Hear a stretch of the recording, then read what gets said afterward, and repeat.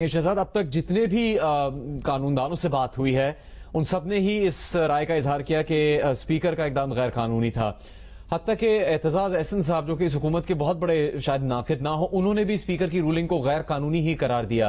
तो इस सूरत में आपके ज़हन में भी सवाल आया होगा कि आखिर फिर वज़ीर आज़म इमरान खान या उनकी टीम को ये मशवरा किसने दिया होगा?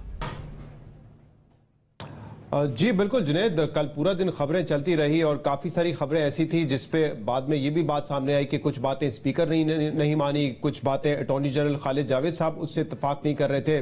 बट क्योंकि आज खालिद जावेद साहब सुप्रीम कोर्ट गए तो मुझे लगता है कि जो भी मशवरा हुआ होगा उसमें वो साथ होंगे, क्योंकि जो डेप्यूटी हैं वो तो इस्तीफा दे चुके हैं और उन्होंने आज जियो न्यूज से बात करके बताया कि ये आइन के खिलाफ काम हो रहा है, इसलिए मैं अपनी पोजीशन पे नहीं रह सकता। बट इस वक्त जुनैद हम एक बहुत ही गैर यकीनी की सूरत हाल में है। आगे क्या होगा, सुप्रीम कोर्ट कब फैसला देगी, क्या फैसला देगी, तब तक कौन गवर्न कर रहा है इस मुल्क को, ये हमें नहीं मालूम।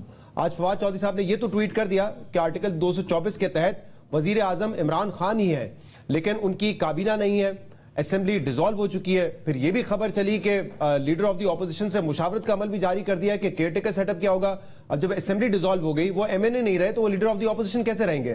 तो एक बहुत ही इस वक्त गैर यकीनी की सूरत हाल है। और इसी वजह से अगर आपने देखा हो जो सुप्रीम कोर्ट में समाअत हुई है मुख्तसर, उसमें फारूक एच नाइक साहब ने यह कहा है कि सुप्रीम कोर्ट हुक्म इम्तना जारी करे वरना मार्शल लॉ लग सकता है। और इसीलिए चीफ जस्टिस ऑफ पाकिस्तान को कुछ अहम रिमार्क्स देने पड़े, जिसमें उन्होंने कहा है कि डिप्टी स्पीकर के जो इकदाम थे उसका जायजा लेंगे, कोई हुकूमती इदारा मावराए आइन इकदाम ना करे, अमनो अमान की सूरत-ए-हाल को बरकरार रखा जाए।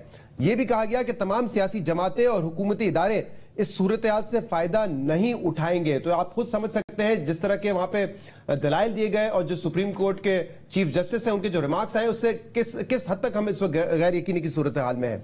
अभी आपने एक बात की थी सारा ने कि एविडेंस क्या है कि कोई फॉरेन कॉन्स्पिरेसी है, क्योंकि दो बातें हैं ना, एक तो वो खत है, उस खत का एक मतन है जिसमें नेशनल सिक्योरिटी कमेटी ने भी ये कहा कि सियासी मदाखलत की गई है, लेकिन क्या बाकायदा ये जो वोट ऑफ नो कॉन्फिडेंस है, जो रिजीम चेंज का मामला है, इसके पीछे भी कोई साजिश है? क्या ये अमेरिका करवा रहा है? इस हवाले से जो रूलिंग है आज डेप्यूटी स्पीकर की 4 सफात पर है, उसमें बड़ा इंटरेस्टिंगली जो पैरा नंबर 4 है, अगर मैं आपके सामने पढ़ूं तो उसमें जिक्र किया हुआ है नेक्सस का, कि जो नेक्सस है वोट ऑफ नो कॉन्फिडेंस के दरमियान और वजीर आजम के खिलाफ जो फॉरेन इंटरवेंशन है। तो लफ्ज क्या इस्तेमाल किया गया है कासिम सूरी साहब की जानिब से? The circumstances show that there was a nexus between no confidence motion against prime minister and the foreign intervention and the activities of that states representatives deputed to Pakistan. Circumstances show यानी कि हालात ये बताते हैं कि नेक्सस है। ये बहुत बड़ा इल्जाम है। पाकिस्तान की फॉरेन पॉलिसी तो छोड़े, मतलब आप जो इल्जाम लगा रहे हैं कि वोट ऑफ नो कॉन्फिडेंस सिर्फ एक हालात के सर्कमस्टांसेस की बेसिस पे आप ये इल्जाम लगा रहे हैं। आगे वो फिर कुछ और बात करते हैं, वो कहते हैं जो फैक्ट्स मैंने देखे हैं वो बहुत ही हैरान कुन है, और कहते हैं मैं बयान नहीं कर सकता, अगर किसी फोरम पे जरूरत होगी तो डिस्क्लोज करेंगे। अभी वो आगे बताना नहीं चाहते कि क्या फैक्ट्स उन्होंने देखे हैं। बट मेरे ख्याल से बहुत ही एक कमजोर ग्राउंड लिया है। ठीक है, जो उस दिन मैंने आपके सामने जुनैद बात की थी कि नेशनल सिक्योरिटी कमेटी के इजलास में जब वो एलामिया रखा गया और जब वो लेटर रखा गया और उसके बाद जो एलामिया आया और उसमें तमाम ये बातें की गई थी, और इसके बाद जो एक सिफारती तरीका होता है डिमार्च भी किया गया। ये जरूरी भी था करना, किसी मुल्क को ये मदाखलत करने की इजाजत नहीं है कि वो पाकिस्तान में रिजीम चेंज के हवाले से कोई बात करे, कोई कम्युनिकेशन करे, क्योंकि उसमें लफ्ज जो था वो कम्युनिकेशन था, ये नहीं था कोई इकदाम उठा लिया है। वो कम्युनिकेशन जो थी उसके हवाले से वो एलामिया जारी किया गया था, जिसकी वजह से जो है उनके चार्ज अफेयर को बुला के फिर डिमार्च किया गया। तो मेरे ख्याल से बहुत ही गैर यकीनी की सूरत हाल है। बेहतर होगा, कल सुप्रीम कोर्ट अब 5 रुकनी बेंच ये मुकदमा सुनने जा रहा है, तो 1 बजे समाते उम्मीद करनी चाहिए कि जल्द से जल्द ये मामला हल हो। मैंने जैसे सुबह कहा था, वजीर आजम ने पहले क्या कोशिश की, मतलब मैं 2 दफा मिला 1 हफ्ते में उनसे, उनका सारा फोकस ये था कि 27 मार्च का जब जलसा होगा इतनी बड़ी तादाद में अवाम आएगी कि जब वो देखेंगे हमारे इत्तेहादिया मुनर्रफ अरकान, वो दोबारा हमारी तरफ लौट के आ जाएंगे।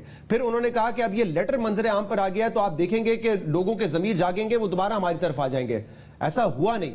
तो जब ऐसा नहीं हुआ, आपके पास 2 ऑप्शन थे, या आप फिर इस्तीफा देते या आप वोट होने देते, और वोट का जो नतीजा होता वो आप तस्लीम करते।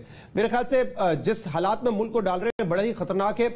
यहां पे थोड़ा सा ग्रेस का मुजाहरा करना चाहिए था। नंबर्स नहीं है तो नंबर्स नहीं है। मैं बड़ा एडवोकेट रहा हूं इस बात का कि 5 साल मुकम्मल करने देने चाहिए थे, लेकिन जब हालात यहां तक पहुंच गए हैं, एक आईनी तरीका है تو اس پہ عمل ہونا چاہیے. ہاں یہ بات بالکل ٹھیک ہے کہ ہمیں اپنی سیاست میں اخلاقیات، ایتھکس اور مورلز ڈالنے پڑیں گے. یہ نہیں ہو سکتا کہ وہی چند افراد آج ایک پارٹی میں ہو، پھر وہ پارٹی سوئچ کر کے دوسری جگہ پہ جائے، حکومت گرائیں، پھر تیسری جگہ پہ جائے.